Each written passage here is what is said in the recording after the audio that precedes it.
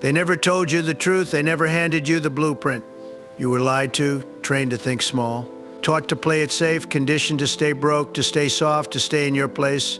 But I never accepted that. I never bought into their nonsense. Because the truth is this: they don't want you rich.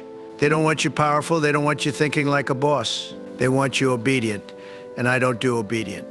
I do dominant. I do billionaire. I do boss. You see, I didn't come out of the womb owning skyscrapers. I wasn't born with the empire. I had to build it. Piece by piece, block by block, they talk about the $1 million loan that was some golden ticket. Please, most of these crybabies would have lost that money in 6 months trying to look rich instead of become rich. I flipped it into billions. Why? Because I had the blueprint. I had the fire. I had the mind of a boss, even when my bank account didn't match yet. Let me tell you what they won't teach you in school: the real economy is rigged. It's rigged to keep you tired, busy, broke, and confused. Go to school, get a job, pay taxes, watch TV, retire broke. That's the plan. That's their blueprint, but not mine. Mine was bigger. Mine said own the building, don't just rent the office. Mine said put your name on the deal, not just sign the bottom line. And I did it while they laughed, while they doubted, while they said Trump's too loud, Trump's too risky. Well, now Trump's too rich, too powerful, too unforgettable. Because I didn't follow their rules, I built my own. You want to know the real secret from broke to boss? It's mindset first, then massive action. But not just any action: intelligent, strategic, unapologetic execution. Every single day when I was starting out, I wasn't thinking about surviving. I was thinking about legacy, dominance. I wasn't looking for a job, I was building the throne. And I knew early no one was coming to hand it to me. I had to take it, I had to earn it. I had to carve it out of concrete with my bare hands. You want to talk about broke? Try waking up with $1 billion loans breathing down your neck. Try having every newspaper calling you finished. Try watching fake friends vanish the second you hit turbulence. That's pressure, and you know what I did? I didn't panic. I didn't hide. I went to war. Because broke isn't about dollars, it's about direction. And I knew which way I was going: up. Always up. Because a boss doesn't collapse. A boss recalculates, reinvents, rebuilds. And let me tell you something they never taught you: broke is a phase. But boss, that's a decision, that's a standard. That's a level you choose and then protect with everything you've got. I chose it early. I walked like a boss before I had a building. I negotiated like a boss before I had leverage. I spoke like a boss before the world listened. And because I committed, because I believed when no one else did, the world caught up. It always does. But they don't want you to know that. They hide the moves. They teach you to fear risk, to chase safety, to worship stability. You know what stability is? Death in disguise. The graveyard is filled with people who played it safe, who followed the rules, who never broke out. You want to be a boss? Then break rules. Not laws, rules, society's fake little limits. They're imaginary boxes. You've got to blow those boxes up and build a palace on top of the ashes. That's what I did. I stepped into real estate when everyone told me it was too volatile. I said, good. I walked into television when people said, that's not for businessmen. I made it for businessmen. I stepped into politics and flipped the system on its head. Why? Because bosses don't ask for seats at the table. We take the table, we build a new one, and we sit at the head. I was broke once, but I was never small, never soft, never safe. Even when the money was tight, my moves were bold. Because the blueprint was always there, it was in me. And now it's in you. If you're listening to this, if you feel that fire, that hunger, that anger, then it's time. Time to stop waiting, time to stop playing broke, time to become the boss. But let me be crystal clear, it's not about cars. It's not about watches. It's not about impressing people who don't matter. That's fake boss energy, that's weak. Being a boss means control. Control of your time, your money, your mind, your life. It means you decide, you lead, you take the risk, and then you own the reward. That's what I did, that's what I do. And I don't apologize for it. So if you're broke right now, good. That's fuel, that's energy, that's your wake-up call. But stay there, stay soft, stay scared, then you'll never touch the throne. You'll never build the empire. You'll be one more person who talked big and died small. And I don't respect that. I don't respect hesitation. I respect execution. I respect fire. I respect the ones who rise from zero and say, watch me, because that's what I did. And I didn't do it with luck. I did it with war. I did it with strategy. I did it with obsession, and you can too. But first, you've got to stop thinking like a victim. You've got to stop acting like money's the problem. You're the problem, your mindset, your habits. Your circle your excuses, clean it up. Burn it down and start building. Broke to boss isn't a slogan. It's a lifestyle, it's a blueprint. And you're staring at it right now. So what are you going to do about it? They called me finished. That's what they do when you fall. They come in like vultures, circling, laughing, pretending they always knew it would happen. That's what I dealt with. In the early 90s, the real estate market collapsed and suddenly I was billions in debt. Not billions in the press. They had a field day. Every headline screamed, Trump is broke. Trump's empire crumbles. They were celebrating my failure. But what they didn't know is I don't break. I bend, I adapt, I outlast. That was the moment the blueprint kicked in. When things are smooth, everybody looks like a genius. But when everything falls apart, that's when you find out who's real. And I was real. I had buildings on the line, massive debt, properties underperforming, and a name that for a moment everyone said was too loud, too risky, too bold. But I didn't panic, I didn't cry, I didn't run. I locked in, I walked into those boardrooms with my back against the wall and my chest out like a lion. The banks wanted to bleed me, they wanted to take my name, my buildings, my legacy. They wanted to erase me, but I didn't give them the satisfaction. I fought, I negotiated like my life depended on it because it did. I said, you can take the buildings or you can let me run them and bring them back to life. You don't know how to do it, I do. And they knew I was right. Because even in my lowest moment, I had leverage. Not cash leverage, I had the name. The blueprint, the guts. I could have walked away, could have declared bankruptcy and blamed the market, but I didn't. I took the hits. I looked the disaster in the face and said, let's dance. That's what bosses do. They don't beg. They don't disappear. They dominate. Even when the scoreboard says they're losing. Even when every so-called expert says it's over. And believe me, they said it every day. I remember being in my office, flipping through newspapers filled with attacks. Lies, half-truths, people I fed suddenly taking shots. Journalists I gave access to writing my obituary. And I didn't respond. I let them talk, because while they were writing, I was rebuilding. That's the real game. You don't fight, you fight it with results, with movement, and with undeniable wins. And they came, slowly at first, but they came. I restructured everything, cut what didn't matter, doubled down on the buildings that did. I picked up 40 Wall Street for a fraction of what it was worth. Nobody wanted it, perfect. I took it, I rebuilt it, I filled it, turned it into a cash machine. That deal alone silenced a lot of people because they saw it. He's not done, he's just getting started. That's what most people don't get. When you're broke, when you're bleeding, that's not the end. That's the beginning. That's where the blueprint starts showing its power. I didn't bounce back by luck. I bounced back because I moved fast. Smart. Relentless. I didn't wait for the market to recover. I recovered while the market was asleep, and when it came back, I was already 10 moves ahead.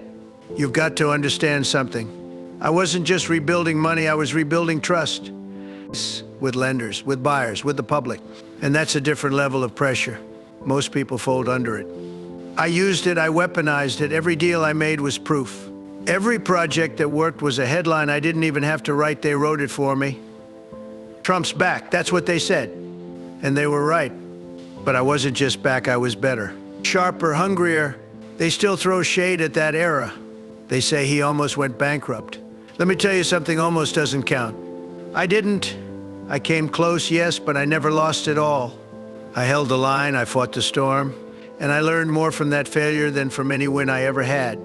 That's what they don't tell you. The comeback teaches you everything. The losses, the panic, the betrayal, it all sharpens you.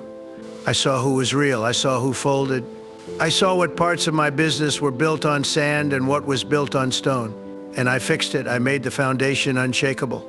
The second empire I built, 10 times more lethal than the first. And that's what the blueprint is really about, not just surviving failure, but using it, turning it into fuel. That's what I did. That's why I'm still here, still building, still winning. Most people can't handle embarrassment. That's the truth. They fall once and they hide. They worry about what people will say. Me? I put my failure on display. I let the world see it. I let them mock. And then I made them eat it, because every critic who counted me out had to sit back and watch the comeback happen in real time. That's the best revenge, not tweets, not rants, success. The Apprentice, that wasn't just a TV show. That was the final stamp on the comeback. I used it to remind people Trump builds Trump leads, Trump wins, and suddenly the same people who were laughing at me were watching me every week trying to figure out how I do it. That's the blueprint. Right there, you fail publicly, you rise publicly, you silence the noise by being undeniable. So if you're broke right now, if you're buried in problems, good. That means you've got an opportunity, an opening, a reason to burn the boats and go all in. That's what I did, and it changed everything. The comeback wasn't just about saving face, it was about taking power, taking control, and that starts the second you stop crying and start building. I've been broke, I've been hated, I've been buried, and I've come back bigger every single time because I don't make excuses, I make comebacks. And if you're serious about becoming a boss, you'll do the same. Let's be crystal clear, broke starts in the mind. It doesn't start in your bank account. It starts in how you think. I've seen guys with $10 and a billionaire mindset. I've seen guys with 10 million and a broke mentality. And guess what? The guy with the billionaire mind wins in the end. Always, because mindset is the seed. It's the engine. If your thinking is weak, your results will be weaker. That's the truth. You can cry about it or you can fix it. When I was billions in debt, when the media was ripping me to pieces, when so-called experts were writing my business obituary, I still walked into every room like I owned it, because mentally I did. They had no idea. They thought I was finished, but I already decided I wasn't. And that decision, that belief, is what turned the whole thing around. Before I flipped the numbers, I flipped my thinking. I said, I'm not broke, I'm temporarily misunderstood, but I'm still the boss. And once you think like that, the world starts bending back in your favor. See, average people think success is about luck or timing or connections, please. That's what losers tell themselves to sleep better at night. The truth is, success is mindset. It's belief backed by execution. I believed I was the best, not later, right now. Even when I was losing, because that's when belief matters most. When your back's against the wall, when the crowd's against you. That's when the champion's separate from the quitters. That's when you double down on your identity. I never said, I hope I make it. I said, I will win or I'll die swinging. You want to know why most people stay broke forever? Because they think like renters. I thought like an owner. He's a king. From day one, I didn't say, let me try to survive. I said, let me figure out how to dominate. That changes everything. When you think like a boss, your energy changes, your voice changes, your posture changes, and people feel it. They treat you differently. They start believing what you already believe, that you're inevitable. You've got to rewire how you see yourself right now, because if you still think like a loser, you'll keep losing. If you think small, you'll stay small. It's not the world's fault, it's your programming. And guess what? You can reprogram it, but only if you stop coddling your brain and start challenging it. That's what I did. I challenged my thinking every day. I studied winners. I dissected power. I learned how to operate like a machine. And once I did, I became one. Let me be clear, this isn't about being positive. I'm not a cheerleader, I'm a war general. I don't walk around saying nice things to myself. I say necessary things. I say, you're behind, catch up. I say, you lost, fix it. I say, this isn't enough, build more. That's mindset, that's power. That's how you turn broken deals into billion-dollar properties. That's how you turn negative press into free marketing. That's how you turn setbacks into stories they'll study for decades. Most people are emotional wrecks. One little loss and they collapse. One bad comment online and they're crying in a corner. Pathetic. That's not a boss, that's a baby. Bosses are stable, calm, deadly. They don't need approval, they need movement.